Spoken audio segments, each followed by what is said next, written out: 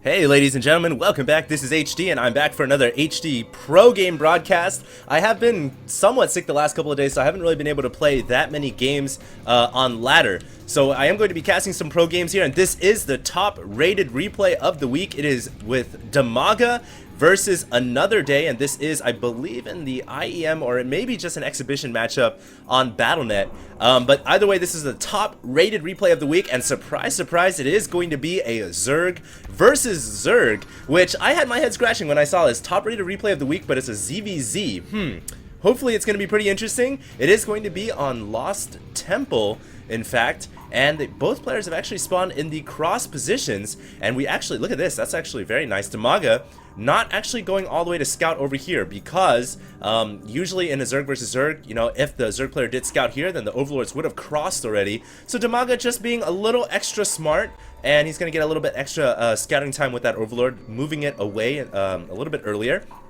And so, yeah, every game I've ever seen with Dimaga always been very interesting. He's obviously one of the highest rated Zerg players in Europe. AnotherDay, I believe, is also a very good Zerg himself. I haven't seen too many games of him before, but I'm definitely looking forward to this game. I think both players here are going to opt to go for early hatchery here, and it looks like it might be even a 15 hatch for both players. As you guys can see, yeah, it is going to be 15 hatch. AnotherDay pulling his drone off, and Dimaga following just a little bit later with his drone. Oh, uh-oh. What's his drone doing?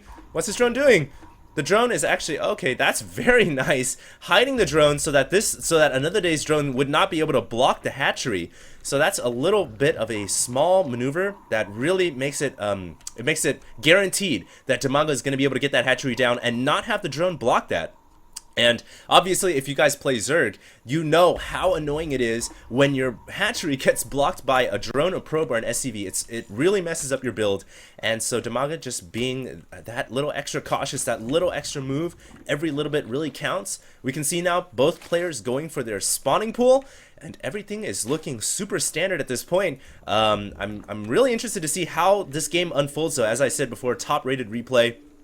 I'm hoping to see some hopefully a long-term macro game Zerg, macro Zerg versus Zerg. Not too often. Oftentimes ZVZ ends pretty quickly, as do all mirror matchups, except I suppose Terran versus Terran. But I think that this match, and especially with these cross-spawn positions, I think it's going to be a pretty intense game indeed. We have AnotherDay now actually getting a couple drones maynarding over to his hatchery, which has now just plopped out. We should also see Dimaga's hatchery coming up just a few seconds later. Do note Dimaga getting gas down first. He has the extractor, but he hasn't actually started to, there we go, he's starting to mine the gas right now, and he does have a roach horn coming out. So Dimaga opting to go for roaches, whereas AnotherDay is not going for roach horn yet. That's very interesting. Usually when a Zerg player goes for fast expo, they will go for roaches, but AnotherDay here not getting roaches yet. He's actually getting a very late gas. He should have a little bit stronger economy because of this, because he didn't go for the gas, because he didn't go for the roach horn. He should have a couple more drones, and we should see Dimaga try to take advantage of that. In fact, if I was in Dimaga's shoes, that's exactly what I would do. I would take advantage of that, go for more roaches, and try to bust down the front a little bit earlier in front of AnotherDay's natural expansion. Now it looks like AnotherDay finally getting his roach horn out. Both players just building up their economy, building up their macro. The second geyser now going down for AnotherDay, so we may see a quick tech to layer. And a lot of times in ZVZ, one of the most powerful builds is to go for quick burrowed roaches and then just sneak on right by into the Zerg main. In fact, that's a really, really deadly opening. And if the Zerg player doesn't have an Overseer in time, it's almost as deadly as Dark Templars. So that's one little sneaky strategy that AnotherDay could possibly use. And we'll see exactly what happens in this game. Here we go. It looks like Dimaga pulling a queen all the way off the creep. He really wants to get that Overlord. Remember that a queen and an Overlord, once the queen is off the creep, they actually have the same movement speed. I believe the same. Maybe the queen has just a tad faster. And that does allow queens, if you want to sacrifice spawning larvae, you can pick off an Overlord. It's kind of situational. Also do note that at the center of the map we have a lot of Overlords being placed around. As you guys can see, Overlords all over the center. This is going to provide that crucial scout that each Zerg player needs in order to know, they need to know what the other Zerg player is fielding on the map and what kind of upgrades and what kind of units they're bringing out. So it's very smart to get those overlords out across the center. Now it looks like AnotherDay is also going for Evo Chamber, so I believe he may actually decide to go for upgrades this game and try to get +1/+1, maybe just +1 weapons though, because he's only got one Evo Chamber, and then he's going to try to make some kind of a timing attack. I guess it's not going to be burrowed roaches, but we'll soon see, because do note he has a lot on gas right now. Here comes the second Evo Chamber, so I'm inclined to believe that AnotherDay here is going to try to go for upgrades rather than brute force. He's going to try to go for mass upgrades. Note he's actually got a third Vespene gas. So yeah, I do believe AnotherDay is going to try to just out-upgrade his opponent, whereas MTW Dimaga is going to... he's also getting 2 Evo Chambers. So we're basically seeing the same exact build from both these players. Both players have dead even economy, 46-46. I believe both players are getting pretty much the same types of upgrades. As you guys can see, Roach Speed, Carapace, and Melee should start ticking away for Dimaga fairly soon. AnotherDay now bringing his Overseer just to make sure that nothing fishy is going on. And one strategy, one thing that I've actually noticed in ZVZ nowadays is you can use an Overseer to go in and contaminate the buildings. You can bring the Overseer in, contaminate the hatchery, and what that actually does is it prevents larvae from spawning out. And if the queen has spawn larva on the hatchery, it actually completely negates the spawn larva spell. So contaminate from Overseers is a kind of a high level play in ZVZ, but it's something that a lot of Zerg players have been using lately, and it's actually really, really strong. Now it looks like both players are going to go for their they're gonna go for the gold hatchery now. So really, really super macro mode. We're gonna go ahead and switch over to Dimaga's point of view camera mode, and we can see that he's also using that contaminate like I was talking about, completely negating the spawn larva spell and completely preventing all of the larvae from spawning out of the hatchery. So very, very powerful, very high level advanced Zerg play there, using that Overseer. He's actually got a couple, he's actually just got only one Overseer right now. We're gonna go ahead and switch over to AnotherDay's point of view now. As you guys can see, he just got Carapace done. His Melee is on the way, and Dimaga's on the upgrade tab. He's getting Carapace and Melee as well. His missile is actually going to finish first. Not Melee, excuse me. And both players now starting to move into that mid game. Both players are now just posturing their armies at the center of the map. They both have those Naga watchtowers, and both of them are moving their forces forward. They need to move out to this location so that they can protect both the gold hatchery as well as the natural expansion. And of course, at the same time, both players have an Overseer over each other's armies. This is to know exactly what kind of upgrades they have, how many roaches they're dealing with, and it's just in general very good scouting. It's a good play by both players to have Overseers over their army. I would like to see Dimaga and maybe even AnotherDay spawn out a couple more Overseers. Like I said, use that contamination ability on the hatcheries. It's very, very smart. And we'll see exactly what happens. It looks like AnotherDay here is going for Hydralisk Den as well. This is pretty much standard switching over to Hydras around the mid game. Hydras do a little bit more DPS than Roaches do, and they can back up a mass Roach on Roach battle very, very well. Dimaga here. Let's go ahead and take a look at how many roaches each player has. We can see Dimaga has 44 roaches, whereas AnotherDay only has 34. So AnotherDay has 10 less roaches, but AnotherDay has +1/+1, whereas Dimaga, oh, there you go, just finished +1/+1 himself. So I think right now Dimaga is really, he's got a pretty sizable advantage on the field. And once again, using that contamination ability from the Overseers by Dimaga is preventing all that larva from spawning. That may be actually what's allowing Dimaga to spring forward in this game. Besides the fact that Dimaga may just have better macro, better all-out strategy, better execution of the game in general. He's been using these Overseers, whereas AnotherDay has not been using them. And that's actually, I think that's what's really been allowed. That's what allows Dimaga to spring forward.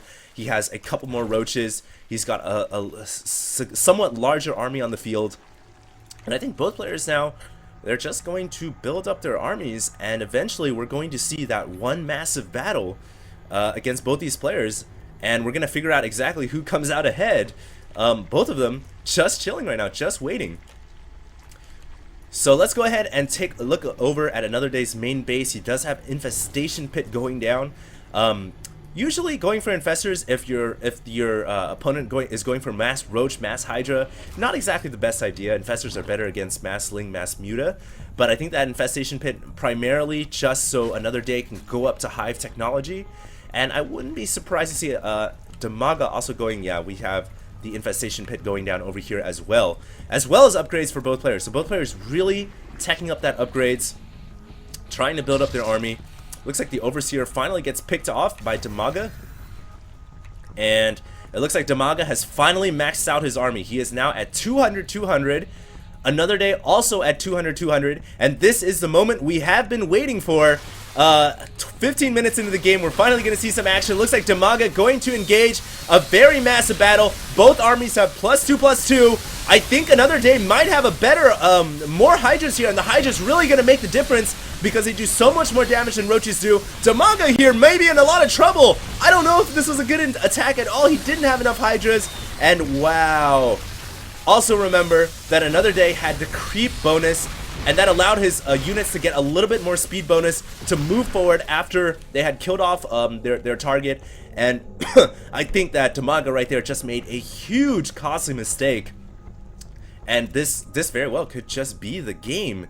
If we look at the army tabs, we can see that both players taking huge blows to their army count.